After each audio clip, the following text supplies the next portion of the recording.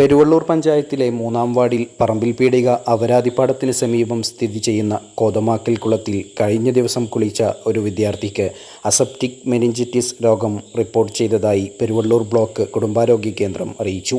ഇതേ തുടർന്ന് പൊതുജനാരോഗ്യ സുരക്ഷ കണക്കിലെടുത്ത് കോതമാക്കൽ കുളം താൽക്കാലികമായി അടച്ചിടാൻ അധികൃതർ നിർദ്ദേശം നൽകി.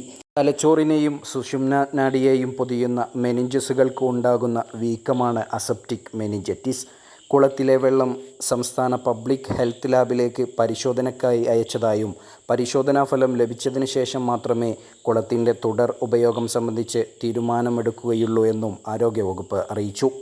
കുളത്തിൽ കുളിച്ചവർക്ക് കഠിനമായ തലവേദന, പനി, ഓക്കാനം, ഛർദി, കഴുത്തുവേദന, കഴുത്ത് തിരിക്കാൻ പ്രയാസം, വിശപ്പില്ലായ്മ, വയറിളക്കം, പ്രകാശത്തിൽ നോക്കാൻ ബുദ്ധിമുട്ട്, അപസ്മാര ലക്ഷണങ്ങൾ എന്നിവ അനുഭവപ്പെടുകയാണെങ്കിൽ അടിയന്തരമായി ആരോഗ്യവകുപ്പിനെ അറിയിക്കണമെന്നും അധികൃതർ നിർദ്ദേശം നൽകി.